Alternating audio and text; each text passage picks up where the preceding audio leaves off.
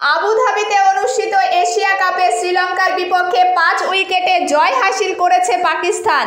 টসে জিতে প্রথম বোলিং করার সিদ্ধান্ত নেয় পাকিস্তান এবং সেখানে তারা নিজেদের দাপট দেখাতে শুরু করে। শাহিন শাহ আফ্রিদি এবং ফাহিম আশরাফ উভয়েই শুরুতে বড় পরিবর্তন দেখতে পান। পাকিস্তানের প্লেয়ার তালাত বল হাতে নিয়ে একটি ডাবল উইকেট ওভারে চারিত আশালঙ্কা এবং দাসুন সানাকা উভয়কেই আউট করে।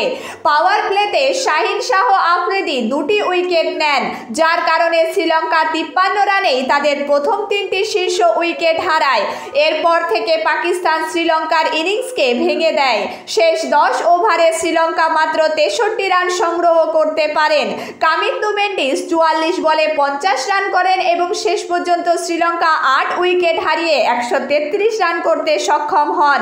আর রানের লক্ষ্য পূরণ করতে নেমে পাকিস্তানের শুরুতে 5 ওভারে 0 উইকেটে 43 রান করে, কিন্তু নবম ওভারে এটি 4 উইকেটে 57 রানে নেমে আসে। দ্বাদশ ওভারে 5 উইকেটে 80 রান করার পর তালাত এবং নওয়াজ ম্যাচটিকে নিজেদের দিকে করে নেয়।